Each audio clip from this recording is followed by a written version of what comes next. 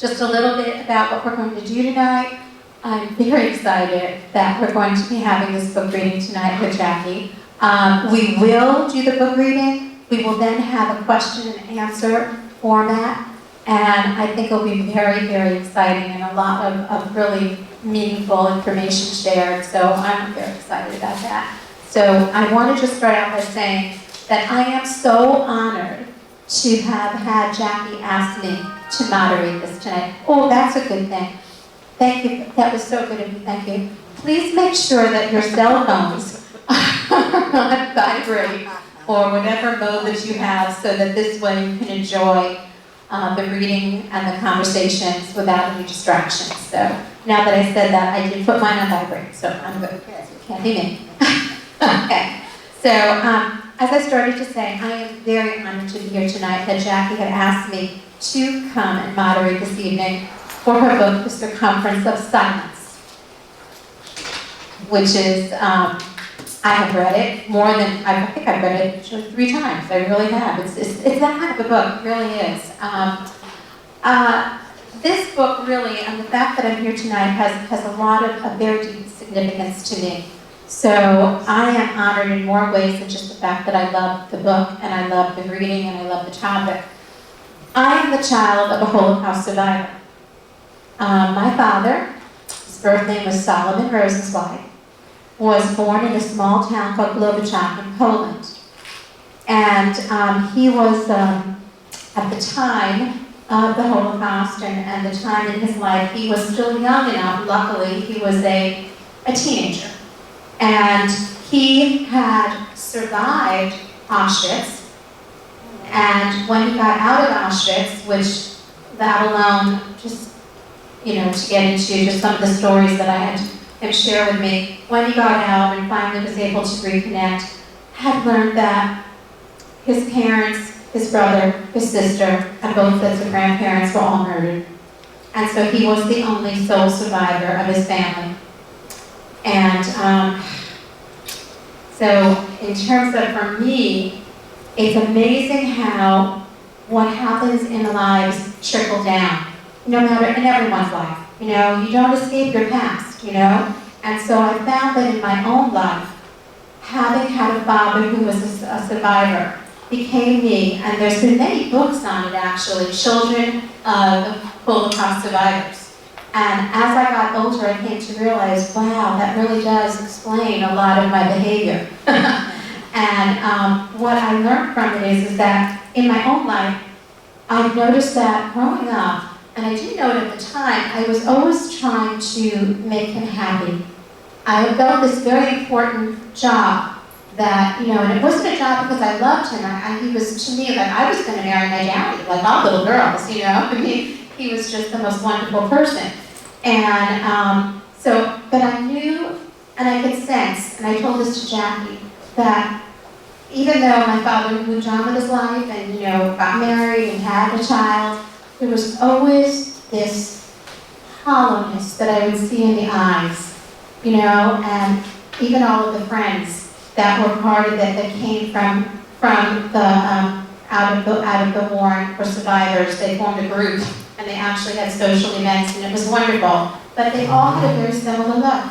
And we as the children also had a similar kind of behavior pattern. We were very much wanting to please, to excel, to do things to make happiness that we somehow intuitively knew.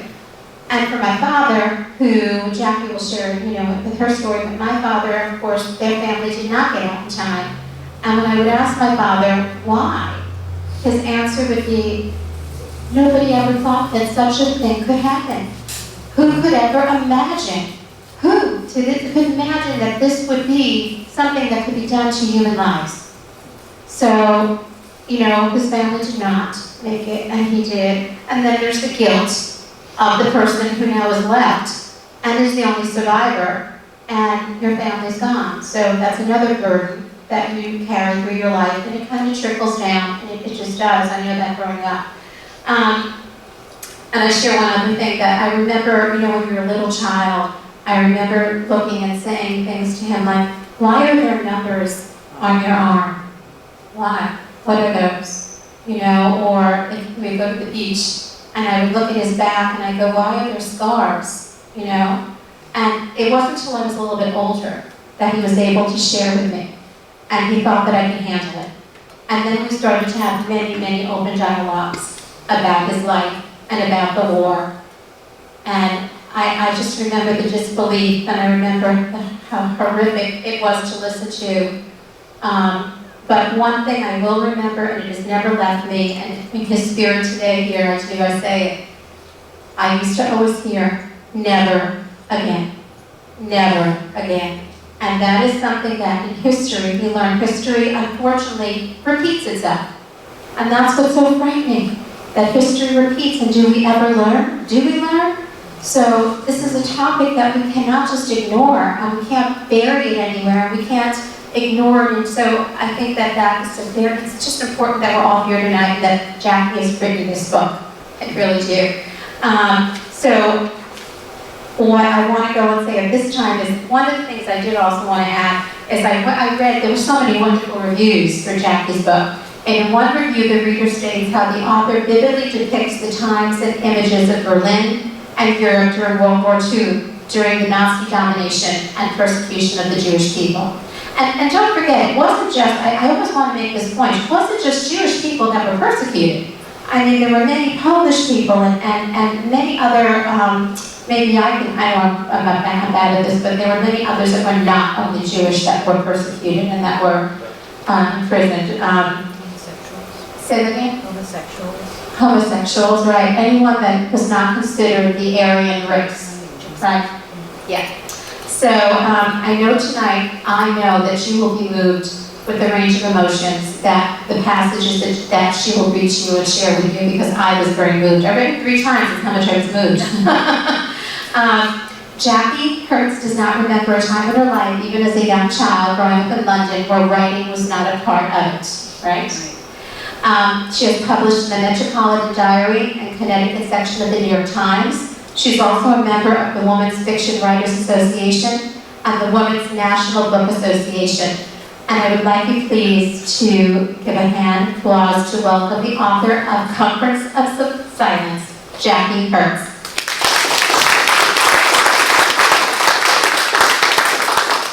All right.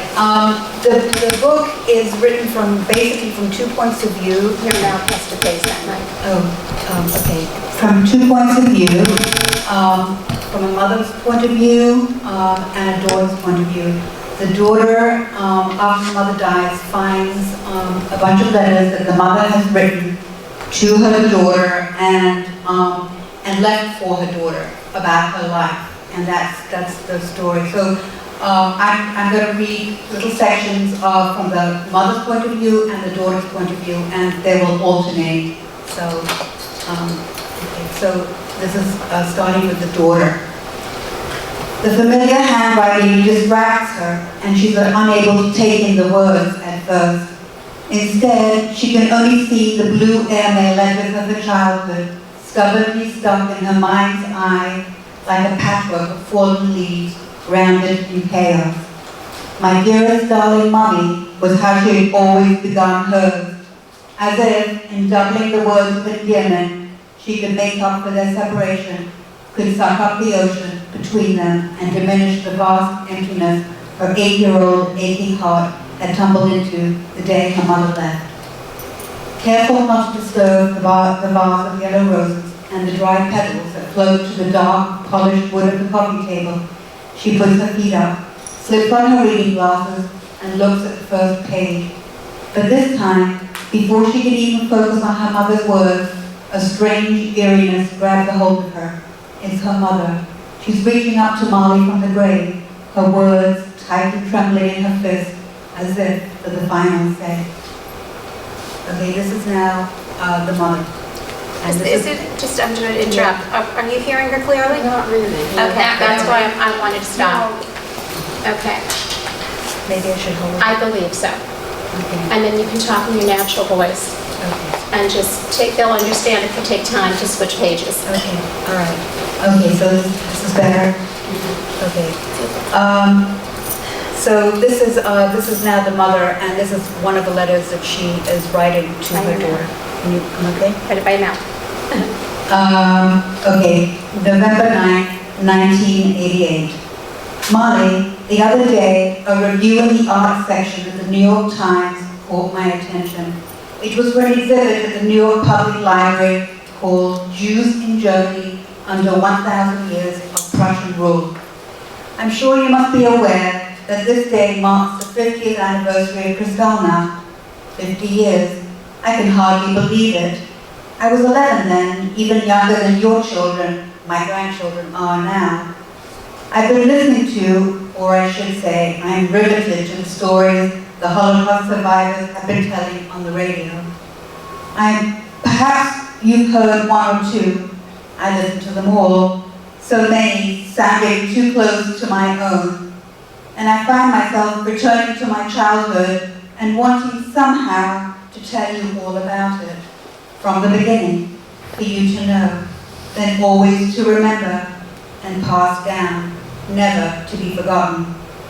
So here I am, my dearest darling Molly, 50 years later, and back at my desk, a chronicler once again, just like the writer I aspired to be when I was a young girl growing up in Berlin. I always thought of Hitler's rise as an aberration of history, a quick and violent thunderstorm on a bright summer's day.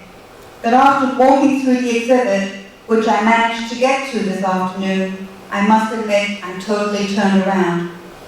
Although I searched, I couldn't find any gaps in this 1,000-year history, any sign on the makeshift walls zigzagging along the center of the library's exhibit room to say that the hatred was isolated, or that it happened a long time ago, or that it only materialized when Hitler came to power. Instead, I found those black and white montage as they wound their way through the room, one after another, a revelation of constant uncertainty and dread. In the beginning, printed proclamations on parchment paper tacked onto tree trunks in village squares and on castle doors announced the favor, the disfavor, the citizenship, the expulsion, and then the favor again of the Jews. It seemed to me to run in 5, 10, or 20-year cycles, as repetitive and learned as the tilling and the sowing and the laying fallow of the soil on the land they were prohibited from owning. The Jews came back into favor when kings and emperors needed money to fight far-off wars. And worst of all, they became usurers and tax collectors because Christians were forbidden to lend money. What was it about them, Jews like me, that invited so much hatred and hardship into their lives? Okay, now this is Molly, the daughter. The 50-year Kristallnacht commemoration. Molly's daughter, Julia and Steffi, teenagers then, comfortable among their noisy, giggling peers. She wanted to yell out, "Both your great-grandfathers were sent to concentration camp on this day 50 years ago. Their freedom snatched away, their lives a living, walking nightmare. If they hadn't gotten out," but great-grandfathers sounded so far away, like trying to look behind the eyes on a face in an old, worn photograph. Two men they'd never met. What could this generation carry forward if all they knew was shadows and ghosts? The rabbi began the service. He talked, it seemed to Molly, without passion, without conviction. He told his congregants from the safety and the comfort of this small suburban town that their children had put this service together. One by one, two by two, the children made their way up to the bima, lit the candle, and recited words from a poet, a memory, or a story someone else had written. Totally uninspired, the children in the audience talked and giggled among themselves, her children included. Molly felt embarrassed. The last child to light a candle introduced a small, elderly woman in a black pantsuit with a black beret over her short, curly gray hair. "I'm a Holocaust survivor," she said, beginning her story. "I was originally from Essen, Germany, and I just turned 15 the week before Kristallnacht." The voice, the accent with the rolled R's, the clipped way of speaking sounded so familiar to Molly. It was as though this woman were a member of her own family, her words and sighs all too recognizable. Molly listened and tried to imagine the uniformed men in black boots pushing their way into her house, her place of security, safety, and forcing their way across the physical boundary that protected her from the outside world. In bed, later that night, she'd lain awake for a long time. She had listened to the rain drum on an empty flower pot outside her bedroom window, the radiators knocking as the heat came up. Her thoughts wouldn't stop. They whirled around in her mind like wet clothes thudding in a spin dryer. What was the lesson to impart from this? To be guarded, protected, prepared for the inevitability? After all, history shows us that time after time, man's thirst for scapegoating would never be fully quenched. It would happen again and again. And even as she fought the odds, she couldn't quite grasp them. She couldn't truly put herself in her Oma's place. Her own imagination stopped dead. It couldn't make the leap. Now this is from Eva, the mother of the letter. In 1938, after I turned 11, a new law barred all Jewish children from attending German schools. Special Jewish schools were set up. I was sent to the Lesser Schule, near to where we lived in the Grunewald. So relieved at first to be away from the bullying, I hadn't even thought of my separation from Stella. Then a few days later, we bumped into each other outside the bakery. I began to cry. "Don't," she said, a sharpness to her voice I didn't recognize. "It's easier without you. At least I'm no longer the Jew lover." And with that, she walked past me. Stunned, I stood watching her golden, silky hair sway from side to side across her back until she disappeared from my sight. I never got to ask how she was, nor the chance to tell her I missed her, or to find out if she still believed in the teaching of her God, a teaching, I once told her, I could never accept. An eye for an eye always seemed more just or sensible to me than turning the other cheek. But, always so good at heart, she let those horrible words splash off her back. "Don't think about them," she'd say, "they're only words." That chance meeting was the last I ever saw of Stella. I only learned what had happened to her when I ran into the lady from the bakery one day shortly before we were to leave Germany. There had been lots of snow that winter. As usual, Stella was walking home from school by herself. A group of boys suddenly surrounded her. They began shouting out names, obscenities, nothing she hadn't heard before. Even now, so many years later, I can imagine her on that slippery, snow-covered street, her long legs and woolly stockings, quick footsteps in thick, black, lace-up boots, her head bent against the biting wind, and her golden, silky hair dangling beneath her brown, knitted cap, long and straight, and dancing across her back. What slanders did the boys shout at her before they got the idea to hurl snowballs? Was it in the name of the Führer, or in the name of Deutschland über alles that they began to pack the snow in their gloved hands tighter and tighter until the balls became hard as rocks? Was it in the name of everything they believed good in Germany that they stoned her with them? Stoned her until all grace had gone from her body and she lay discarded in the snow like a broken doll. By the time she was found, the lady from the bakery said, her angel face had been so badly bashed, black, blue, and bloody, she was hardly recognizable. How could she have kept walking, ignoring them, I wanted to know? Had she dutifully turned the other cheek the way her God had instructed her to do? I can't help but wonder, as she lay there helpless, if her trust and beliefs had begun to cool and clot in her heart as her blood had cooled and clotted in the snow. What if I'd been with her that afternoon? Was she killed for being a Catholic, or for being a Jew lover? Or was she simply on the wrong side of the street at the wrong time? The boys revved up from some Hitler Youth meeting they had just returned from. Inhumanity and sadism, the prime order of the day. Okay, we're back to Marley's daughter. Restitution, goodwill, and proof of the city's transformation, the blurbs Marley remembers of the week packed with tours and lectures and visits to museums, as well as enough downtime for individual exploration and touring. Family members not only welcomed, but encouraged to come along, at their own expense, of course. Marley agreed to accompany her mother. It was April 1991. Their first night in Berlin, dinner for the survivors and their guests was served in a private room at their hotel. Long tables were set up, name cards placed on each white dinner plate, not a thing left to chance. Their hosts, the mayor, and other local officials of Berlin made many speeches, punctuated every so often by applause from their guests. Molly couldn't understand the German too well. She looked around the room, studied the survivors, and tried to gauge their feelings by the expressions on their faces, and to imagine what it must be like for them to be back in the city of their childhood after so many years.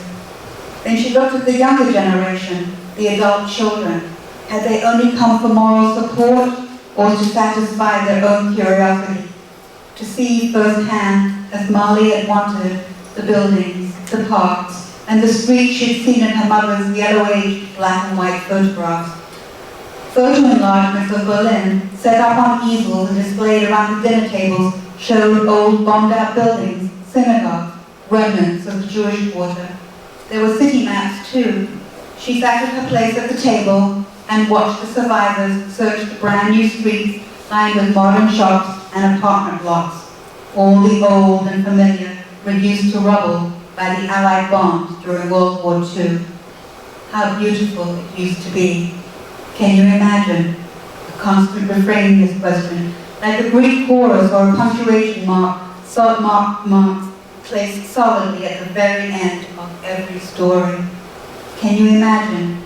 Molly tried. She had tried to piece together the Berlin of her mother's childhood, the Wursten stand at the corner, the Jewish schools they were made to attend after they were banned from the ones in their neighborhood, the different apartments they had to live in, each one smaller than the last, the Tiergarten, the zoo, the parks, the buildings their fathers had worked in, the marvelous cafes where they met their friends, the wide sidewalks, the department store, the way of life then and the before, and the way of life forever afterward. Now it's to Eva the mother. Truth is, we didn't always feel welcome in Germany. In fact, specific instances made us quite paranoid and at times even indignant. One of those indignities happened on our way to meet George at the zoo.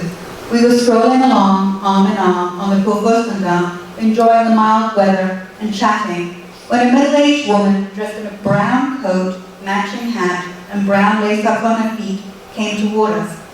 She walked directly in our path, and for a few moments we couldn't disentangle ourselves from each other and move on to our separate and opposite destinations. We danced on the sidewalk, moving from side to side, always in the same direction as the other. The small woman had a nasty, pinched look to her face and reminded me of a teacher I'd once had as a little girl here in Berlin.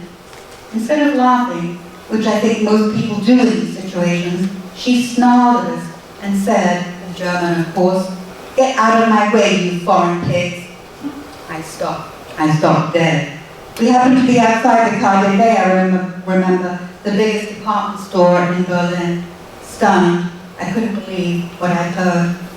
As I turned around to watch her walk away, I noticed a news van parked in the public square behind us. Without another thought, I strode back toward it. I had to let them know about this Berliner woman and her intolerance that apparently had not changed since settler times. Had you walked with me? I don't think so, probably too embarrassed. I didn't care. I knocked on the door of the van. A nice young man appeared. 2 or 3 other people sat inside. Although in the middle of a broadcast, he listened in sympathy to my story, almost cooing in his commiseration. "But what can he do?" he said, holding onto the handle of the door and trying to close up, bit by bit, the open space between us. I shrugged my shoulders. What could have I expected? I wondered of myself. That he would broadcast the event over the radio waves of Berlin for everyone to hear? The Jews are in town, be on your best behavior. What could he have done, really? Nothing, I conceded to him, and then to myself. I shrugged my shoulders again, and took a step back so the nice young man could shut the door. Quite firmly, I might add, leaving me speechless outside his cocoon. I walked back to where I'd left you looking at the window of the KaDeWe. I felt a fool and needed a scotch. We went to a cafe, sat outside, and people watched. A young German woman in her early 20s sat by herself at the table next to ours.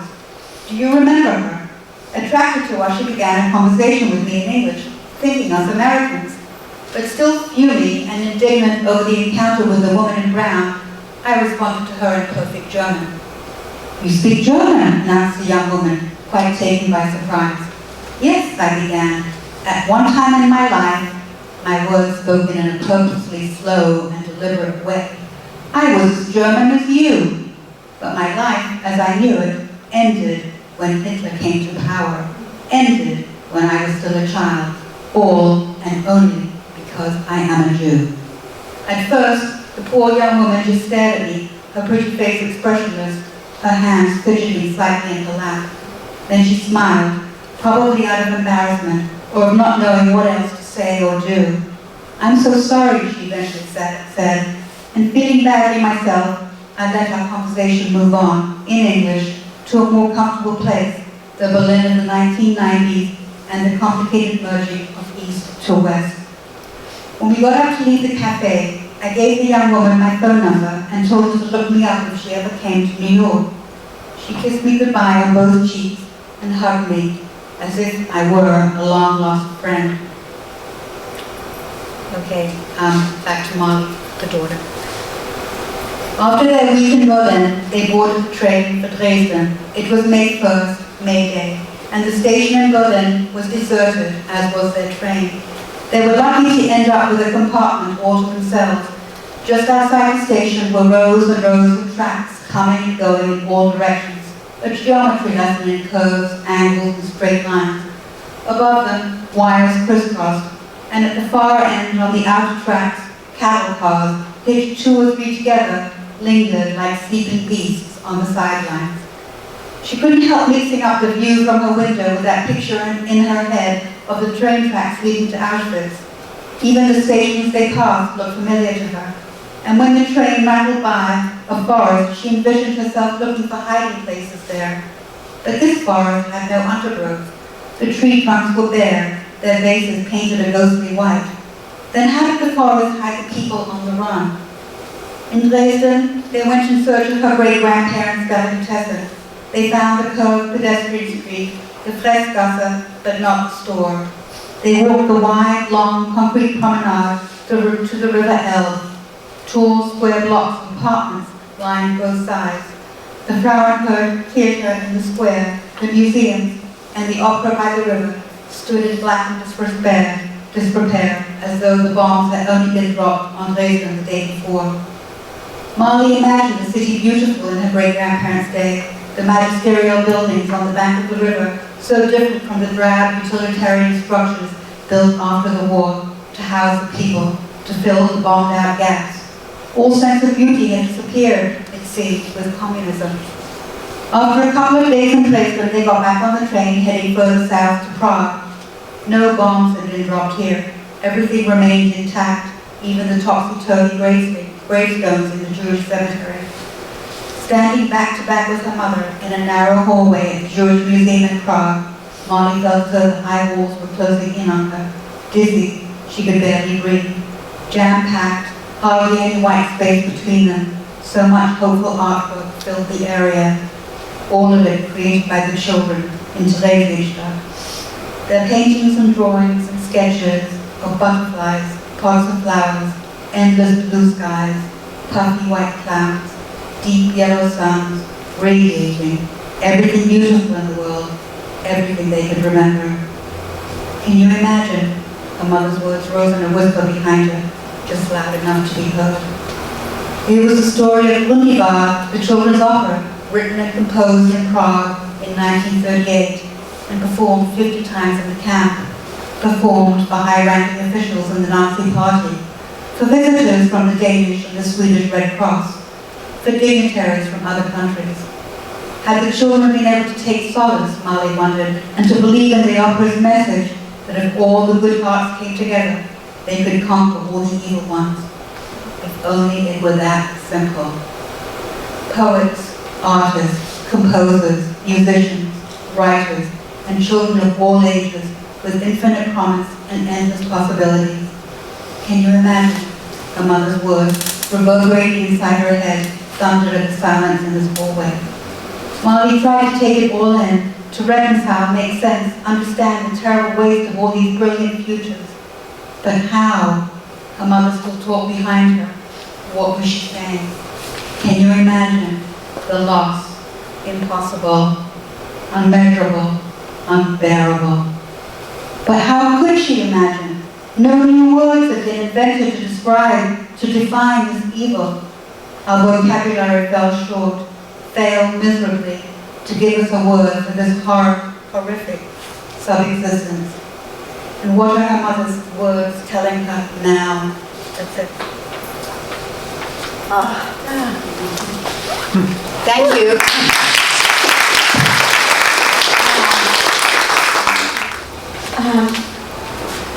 What was it that made you decide that you had a story to tell and then to become an author at this point?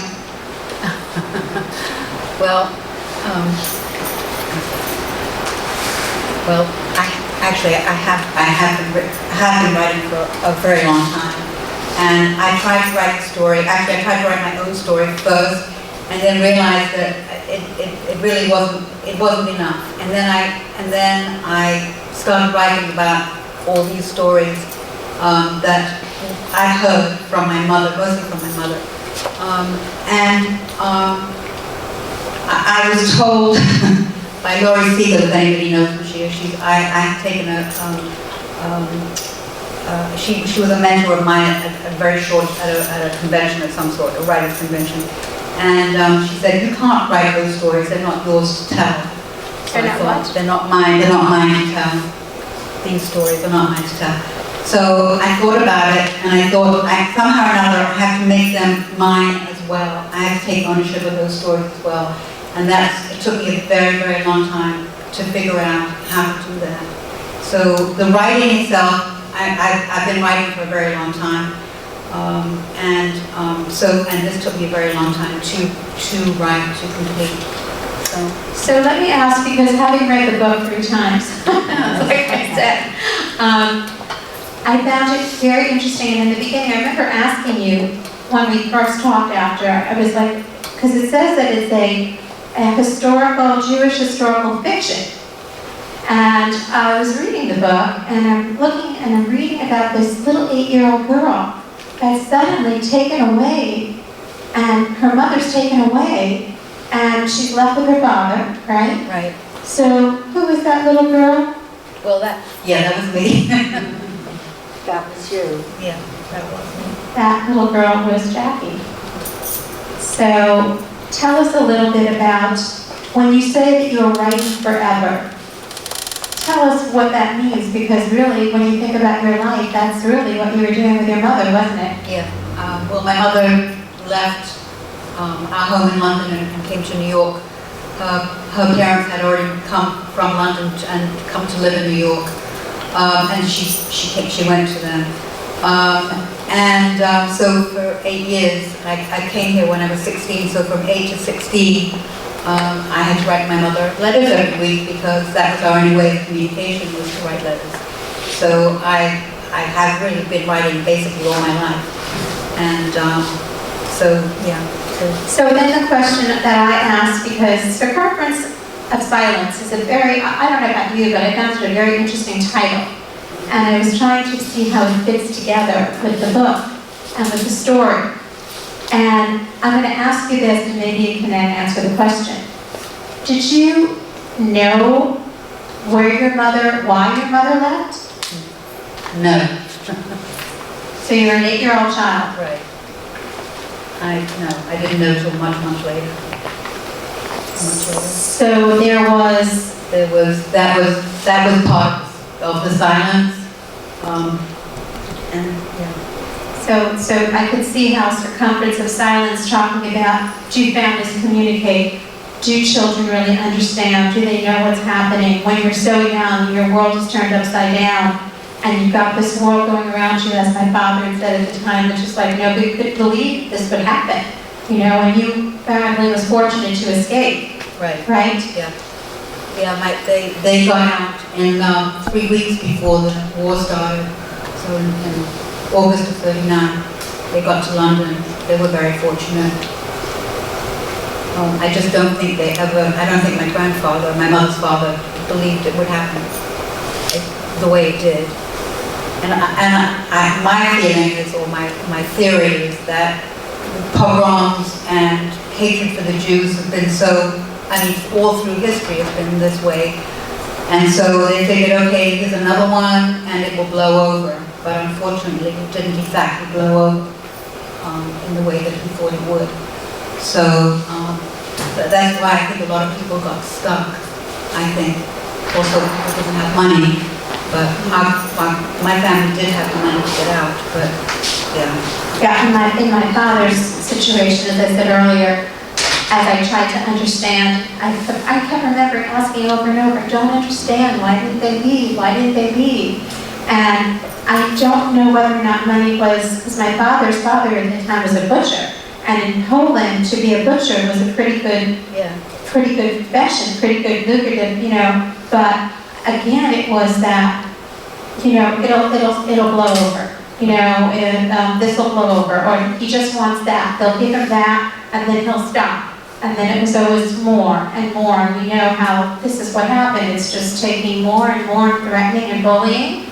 Right. And that's, yeah, so when you talk about circumference of silence, that's another thing I want to ask about after you're older, because in my household, and we talked about it once I started asking questions, and it was not only did we talk about it, but maybe a little bit too much, but I'm glad that I learned everything. I learned about things like I remember my father, I would say to him, "You're so lucky. No. I said to him, "You're so smart. You were so smart that you were able to survive and you escaped it." And he looked at me and he said, with a half smile, "Smart? There's no such thing as smart. It was just down to luck. You're in a line. You go to the right, you go to the gas chamber. You go to the left, you're saved, that's it. There's no wrong, there's no figuring anything out. So their lives I just have a question. Does anyone in this room have any experience with anyone who's been through the Holocaust or knows anyone that has a Holocaust survivor? Or I am a Holocaust you survivor. are, God bless you. Oh my gosh, where were I you? remember and I will never forget. Okay? Yeah, And yeah. I don't like to talk about it. Yes, and I understand that. I do. And that's interesting it's interesting you say that, because Jacquie, in your family, even when you were older, they didn't talk about it. They didn't, in London, my father's family didn't talk about it, and I think the reason for it is because they originally came from Poland, and they were lucky enough to have had the crash, so that my grandfather lost his business in Krakow, and they moved to Antwerp. And if they hadn't moved to Antwerp, they would have never made it. And I'm pretty sure, I don't know for sure, but I had a great-grandmother who died in 1942, and I'm sure that she must have been killed in the camps. And I know that there were brothers and sisters and family on both sides of my grandparents. So, and they didn't talk at all about it. But when I came to the States and I came to live with my mother, they talked about it. We had 4 women in our the generation above us at the end, basically, and they would, every time we got together, whatever it was, Thanksgiving, all the holidays, and they would just talk about, what happened in Germany, or they would talk about their lives there, and so we would get the history from that. So basically. Interesting. One other question that goes with this. I remember you and I talking, and you were saying that there was years ago a weekly paper called The Forward. Was it called The Forwards? Mm-hmm. Yeah. Right? The Forwards? Do I think right? Yes. Yeah. And tell us It wasn't written in English, it was written in Jewish. In Jewish, Yiddish. right. Yes, But then it became, it was and then they wrote it in English. They published it in English. So tell us the story about what, because you talked about this with me, about this, something that you read in it. Right, well, so I really haven't thought about the title for the book at all. I mean, this was at the very beginning before it was what it is today. And anyway, I took a break and went down to get lunch, and I'm sitting there and I'm skimming through the paper, the forward, and I come across an article about somebody had written about the Holocaust and how there is this circumference of silence around it that needs to be pierced because people aren't talking about it. And so I thought, circumference of silence, wow, that would make it fantastic. And it's not only about the Holocaust, but it's also about my family, because there was huge silence when my mother left. There was no talking about it, and so it kind of covered my life. Circumference of silence. So again, anyone who has a question or wants to ask anything, but let me take a minute before because I can keep talking. But is there any questions you'd like to ask Jacquie? Any things that you'd like to share? Steve? How long did you work on the book? How long, Peter? I don't know. Ever. Forever. Which brings up another question also. And that is, how old were you when you started knowing about the Holocaust at different levels? I mean, first of all, to hear about it, to hear about your family's involvement with it. I think I always knew about it. How often do you still think about it? Well, I think about it every day, in some form or another. But to go back to Steve's question, I think it's been about 35, 40 years that I've been working basically. Since the 90s anyway. Yeah. So a very long time. And it took me a long time to figure out how to tell the stories, my mother's stories, how to tell those stories. I thought, well, I could have her on her dying on her bed, telling me the stories, and I thought, that doesn't sound very good. Anyway, so I finally came up with this idea of her writing letters about her life and just leaving them for her, not giving them to her. So, for her to find them after she died. So that's what I finally came up with. I think I've always known something about it, and I know growing up as a child, everybody in my family spoke with an accent, so I thought that all Jewish parents spoke with an accent, which of course they don't. I think I always knew that there was something, but I didn't really know what. Does that answer your question? Yes, that's it. Okay. Peter? Also, I should point out that we had a company, you and I, where you were a major part in running the company. You were the president we had 3 companies. You were the president of the last company. And that was in the 90s also. So not only were you starting the book, we had 3 companies. You were the president of the last company. And that was in the 90s also. So not only were you starting the book, but you were running a company. So it's not like you just took a long time to write a book. You were doing a lot of other things. Also having kids. Yeah. Well, we started the company when the kids left the house Well, and that the company- dogs finally died. Yeah, but another company before it was still there. Jacquie, Yes. what question has no one asked you that you'd like to give us an answer to? Oh, that's a good question. You could have prepped me for that one. Sorry, no. Sorry. But is there something that no one has asked you about that you'd love to just say, Can I think about it? please, because I'm gonna still want to know tomorrow. Okay. She lives on my floor. Oh, yes.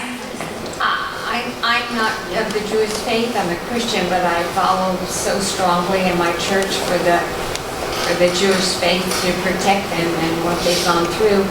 I went to a meeting some years back by, I think, a rabbi that's still in LBS, and they had the stepsister of Anne Frank here. Oh my gosh, I mean, it was like going back in history. I cry when I talk about it. But is she still alive? The lady?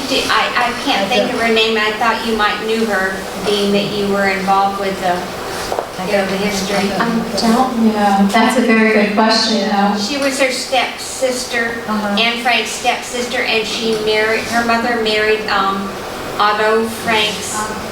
Right, Otto Frank. Otto Frank, Right. after the children who had perished. And, oh my gosh, she was there, and I wish I could remember her name. I'm ashamed that I don't remember. Somebody should have a Google and be able to do it. I know that's what I said. Oh, she was, Helena. huh? Helena Frank. Helena Frank. That doesn't sound right. Was that the stepsister? Yeah. Is she still alive? Helena Frank.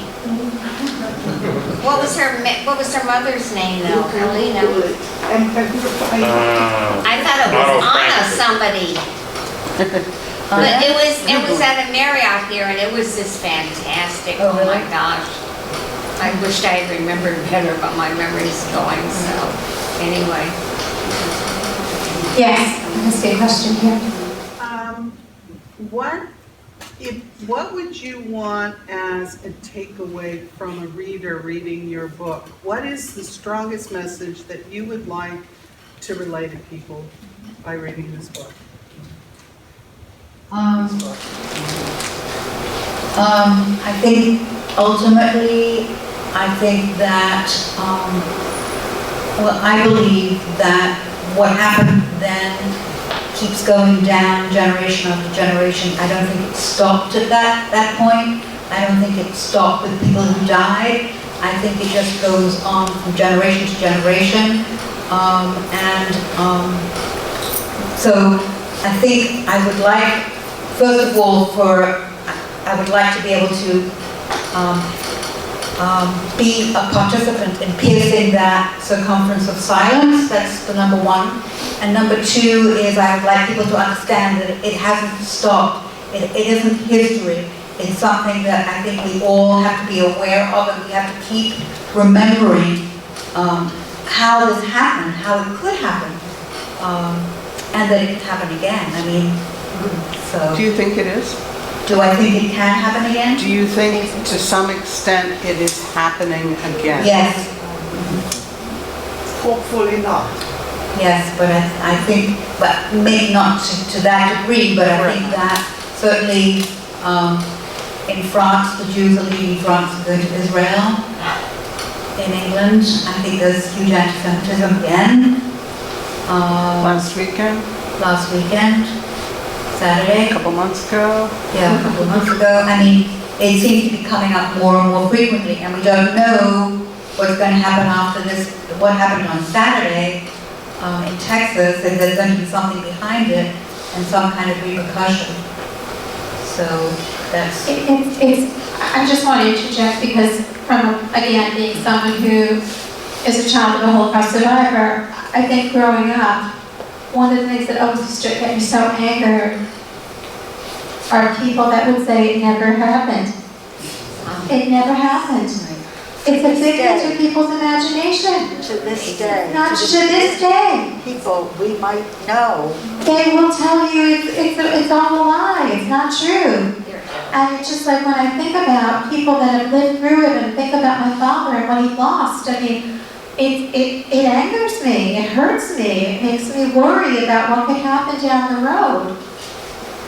Yeah, so I definitely, that's to me, I mean, that's one of my reasons for being happy to be honored to be here, because in his memory, I mean, one of the things that this is, again, I'm going to say it wrong because I messed words up, but Steven Spielberg several years ago had a project called was it the Shoah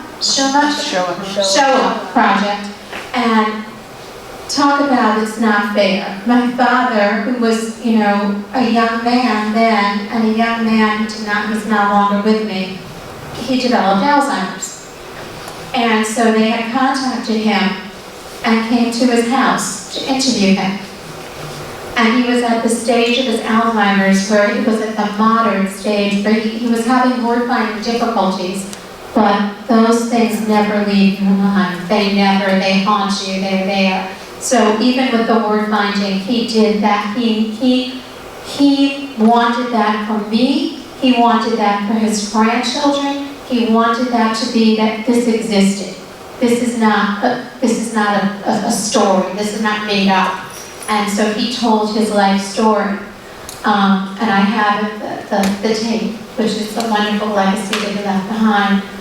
It's still very hard to watch, very hard to listen to him talk about the stories and to, in more graphic detail. But the saddest thing to me at the end of the tape was they said to him, Mr. Rosenzweig, I can't imagine anything in life being more difficult than what you lived through. And he said, which blew me away, he said, you would think that would be true and it should never happen again, but now I'm fighting for keeping my mind. So I thought, oh my God, this poor man, what he has lived through. But yet he never forgot. He still was able to tell the story. Yeah. So. Several years back, not too long ago, perhaps 2 years ago, on our PBS network down here, there was a program, and I don't remember it, and it just came to my mind when you mentioned something before. It was a group of young high school students, and each one of those students had a Holocaust survivor interview. They repeated that only a few weeks ago. Yeah. Because I saw it. We saw it. We just saw it recently. Again, keeping it alive, not only keeping it alive, introducing it to people, young people, and giving them the awareness. So important. So important. So they all have the same thing, what you said, and that is, my mother said, your mother said, don't let them forget. I grew up hearing that.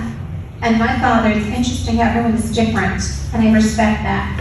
I was always in awe, which I know that my father, he did not keep it a secret to the point that he was every book he could read on, every documentary he could watch, and he would be engrossed in it, like he did not let it go. But he wasn't going, and I would be very difficult for me to watch it. I'm thinking, I'm the child of, but the pain was so horrible for me to think that he lived this, that to watch it was just too painful. But he still had this intense need to keep, I guess, revisiting it.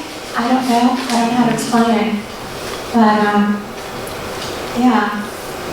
But I do find that now, I don't know, maybe it's as I get older, I do find myself reading books like this, watching movies like this, talking to my children about it, their children, and I do think that somehow this kind of events, like you said, it filters right down through the generations, and it does in some, whether it's a very blatant way or subliminal, you carry it with you.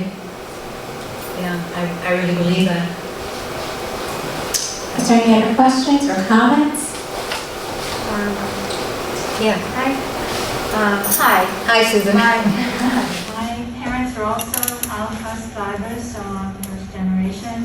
And I think the reason your father was able to read that, in my experience, my aunts and uncles that survived lost an enormous amount of family in the Holocaust. Was because they were the strong ones. I think that anybody to survive that was very strong. My mom also was interviewed in the Shoah by Steven Spielberg, and my sister posted it on YouTube, so we can watch it anytime. And you can tell her strength in telling the story and never wanting really for people to feel sorry for her, but to be aware, and she was so appreciative of America, of having the opportunity to be here and have a family of her own. That I, as a child, didn't realize how very strong she was to have overcome, you know, nearly dying. Had it gone on any longer, that was the plan, that whoever they did take to work were just going to. Oh, yes. I heard many stories that my father, because some of them were just like, you know, I'm sure you might have heard these too, but there would be stories like he would tell me he was out cutting wood one day, whatever task they would give him to do, and he accidentally hit with an axe on his hand. Oh. And one of the German soldiers, I said, what would they call them? It's terribly lost, but they saw him covering it because, you know, he figured if you can't work, you're going to be killed. So after this, German soldier slapped him and, you know, yelled at him, why did you hide that from me? He allowed him, I guess because my father was still young enough, right? If you're young enough, you could still produce, you could still work. So they put him in what they called, I guess, their infirmary or whatever. And I remember him telling me, which also blew my mind, that there would be 3 to 4 to a bed. And they would give you, your whole day's supply was like a leek soup and a piece of bread, just to sustain you in order to. And he would tell me, and I remember to this day, like it was yesterday, with my mouth open, he would say, if whoever died, you would not do anything until you got that bread and you got that soup. And then when you took that chair, then they would take it off the bed. Because you had to survive. You had to survive. And I know my mother would say, she said as she was walking in the bitter cold with no clothes, I'm going to live. And she just kept, that was her mantra. I don't know that I would have. I know, I think the same thing. I think growing up, and I think for all of us who wonder, who have not gone through it, I have to say, how did they live through it? How, I don't know how, and I think you're right, even though my father would say to me, you know, it's not that I was so smart, it was luck, but I do believe that there was, you know, this strength, that, you know, like there was a story, which again is just anecdotal. It was the High Holy Days, and he was there were work camps first. I don't know if you work, am I right by saying work camps? Yeah. What? Yeah. You didn't say anything. I think they were everybody. That's right. They couldn't resist. The Nazis had a gun. That's right. But here in this country, almost everybody has a gun. Right. That is That good. never happened in America. You think Oh, so? yes, it And can. I disagree. I mean, well, I don't think it would happen that way, but I think that It could be very uncomfortable. Yeah. It's a different society. Yes, but You just pray that there isn't, I think what the point that Jacquie, if I don't want to quote you or talk for you, I'll speak for me, when you think how one person could take times that are very turbulent or use a situation and brainwash an entire group of people, you worry about the ability of a vulnerable time in life in our society and the ability for someone to do something like that again to any group of people. I'm not even going to just say the Jewish people. And it scares me to death. It does. And that's why when I say we cannot be silent and we cannot be like sheep and we cannot just allow it, we have to, you know, we have to be aware of it. And we have to, you know, I have one story about it, and then there's another one because my father, your family was so blessed to escape. They did not. But there was the High Holy Days, and my father's story was that they were still in the ghetto then. There was the point where they would take you and they took your houses, burned them down, and then everything was taken away, and they put you in the ghetto, and that's where they put you, and you just stayed. And the other people, like my father, who they put in a square, and they would say, take this stick, and you hold it, and you don't let me pull it from you. And if he could hold it and not let them pull it, he could live, and he could go, and he was sent to the work camp, labor camp. And on this High Holy Day, he wanted to see his family, and he knew that they were hopefully still in that ghetto. And he snuck out with 2 other people and left and went to see his parents and his brother and sister and grandparents for the last time they didn't know it would be. And he said to them, should I go back or should I stay? Or should I run? And his mother said, I can't tell you what to do. I don't know. You have to just trust to decide. You have to do what you trust to what you decide and make your own decision. I can't. He went back, and he got back before they discovered him gone. The other two did not go back. When they discovered them gone, which is very much what they would do, they took all of them out of the square and they made a lesson. And they had one of the Jewish people pick two others and kill them. And this is this, so that's why I say never again. Never again. Yeah, they were We We must never forget and always remember. Yes. Yes. Again. Right. Remember. Right. Yes. I was born in 1945. My grandparents had come over as kids on both sides from Germany. So I'm German on all sides. And my little town in Illinois, everybody's German. And the guys, like my dad who was in the Pacific, but the guys who went to Germany came home with their German war brides.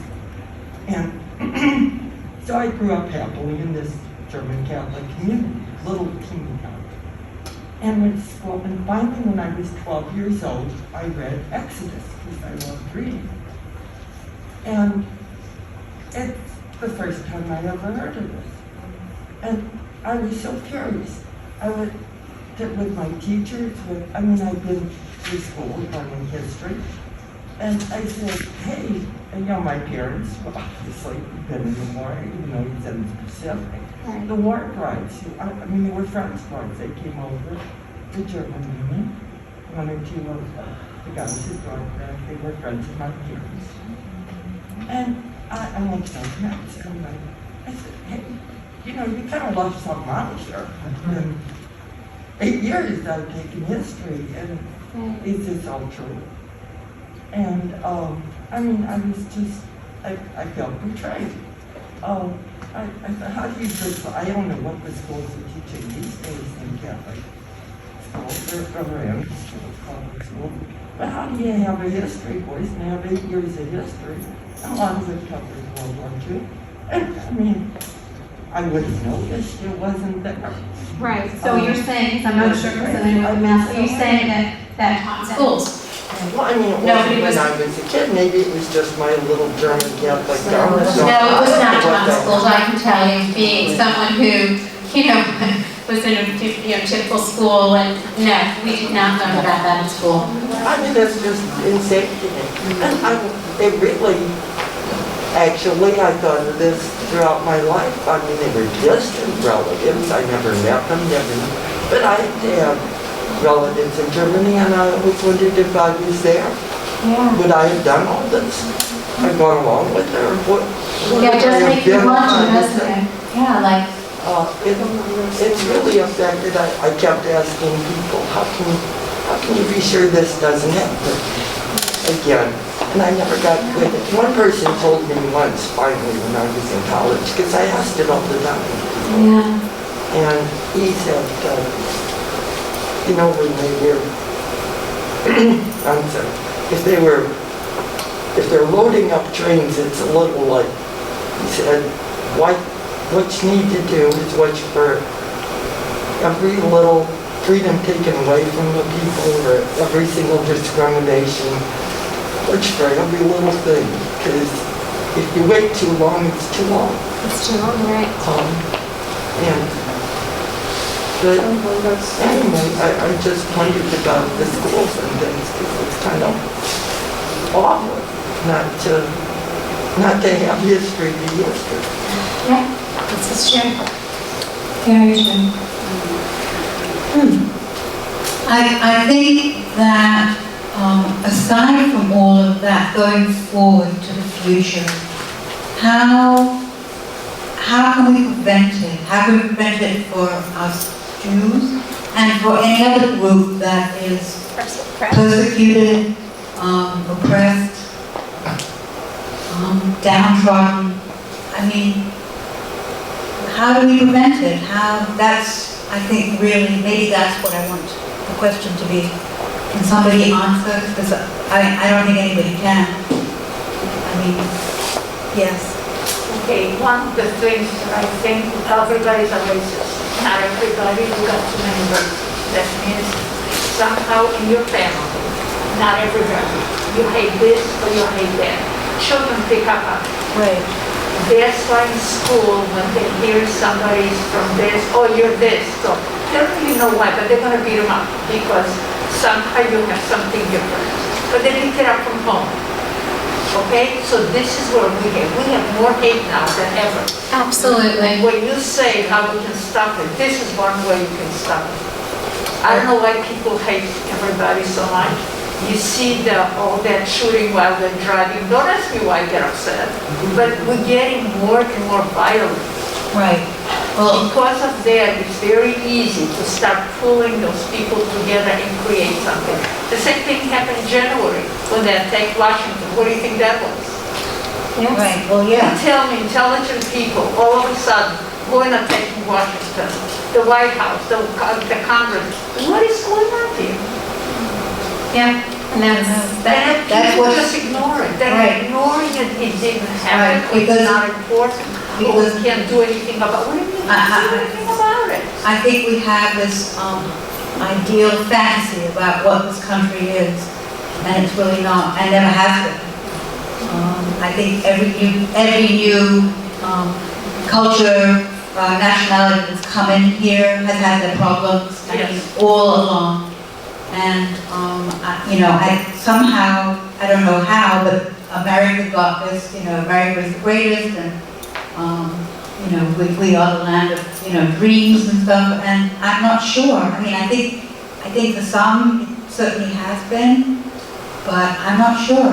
I don't know. Yes.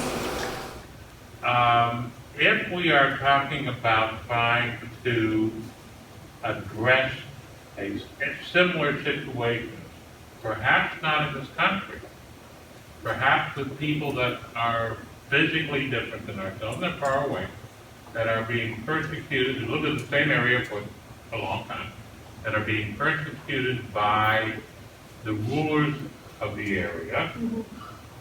There's a people in China, the Uyghurs, who are being persecuted.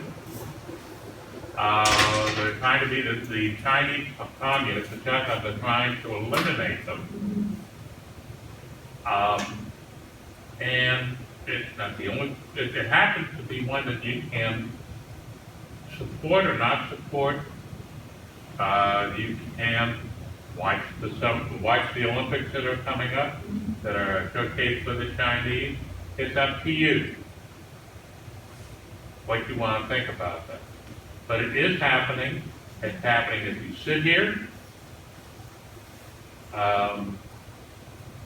And the elimination or the mass murder of people who happen not to look like us, or are far away, or perhaps removed in history, hasn't stopped. And we say never again what's happening now to other people in other ways. In Syria, Rwanda. That is very true. So I think that part of me feels like the fact that we are here tonight, the fact that we are trying to bring this and pass it on to others, it is an awareness. Whether we can change it, you're right. Whether we, but we can't hide. I think what I'm finding is that my fear is that we're going to hide, we're going to make believe it's not there, we're not going to talk about it, we're not going to stand up. We can't do that. I don't know the answers. I think it's a very, very frightening time. I do. I really do, but I know the solution is not to ignore or allow. But I think part of the solution is education. Yes. And starting with children that age, kindergarten, pre-K, and I think they need to be taught that people look different, are different, have different beliefs, and they're still people. Like they have still feelings like you and me, And I think that's where it begins. That's where it has to begin. And that's what I believe. We are a race of people. That race is human. We're human. We have humanity. That's what makes a human being. Empathy, sympathy, to think, to care about another person. Right. Not just the person next door, the person you've known all your life. People, humanity. Right.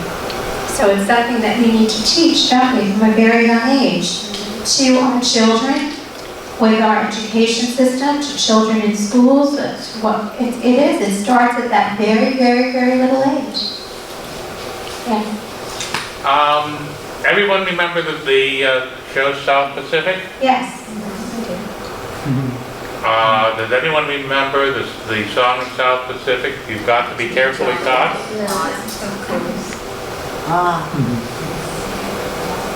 Okay, what is South Pacific about? What basically is South Pacific about? Differences. Absolutely. Different people coming together or not. And acceptance. Yes. Acceptance. So we need tolerance. We need to, and I think that the more you get to know somebody or people, the easier it becomes. You've got to be carefully taught.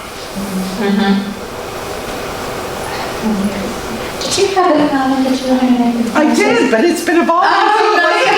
Oh, sorry. I think that my comment had to do with community building, and as a community, to begin to focus on relieving anger.